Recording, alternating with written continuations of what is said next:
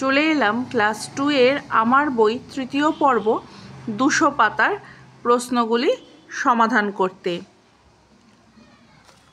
এখানে কিসের প্রশ্ন? না, বিশ্বজয়ী বিবেকানন্দ যে গল্পটি রয়েছে তার প্রশ্নগুলোর উত্তর আমরা জেনে নেব। স্কুলে কিসের ক্লাস চলছিল? স্কুলে ভূগোলের ক্লাস চলছিল। নরেনের উত্তর শুনে শিক্ষক মশাই কি বললেন? নরেনের উত্তর শুনে শিক্ষক মশাই বললেন, ভুল হয়েছে। নরেনকে শাস্তি পেতে হলো কেন? নরেনকে শাস্তি পেতে হলো কারণ নরেন মাস্টারমশাইকে বারবার বলছিল যে সে ঠিক উত্তরই দিয়েছে। নরেনের মা নরেনকে কি বললেন? নরেনের মা নরেনকে বললেন, বাছা, যদি তোর ভুল না থাকে তবে কিছুতেই কিছু আসে যায় না।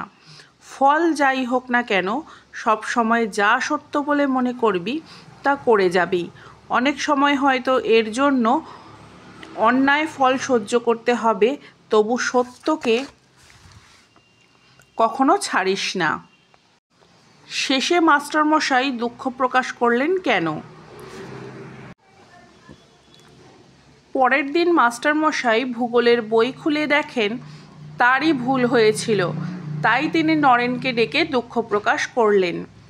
ছোটবেলার নরেন বড় হয়ে কি নামে পরিচিত হলেন?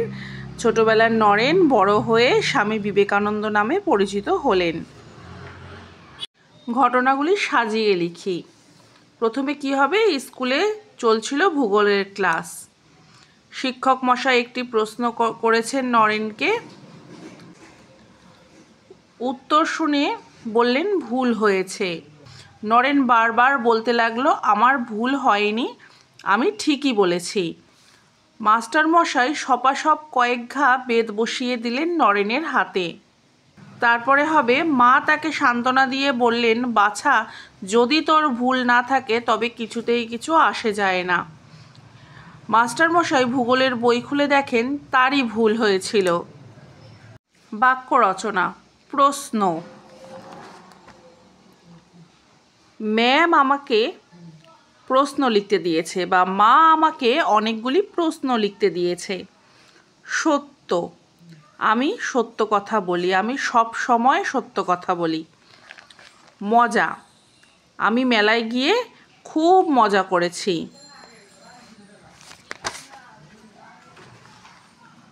বই: আমি বই পড়তে ভালোবাসি।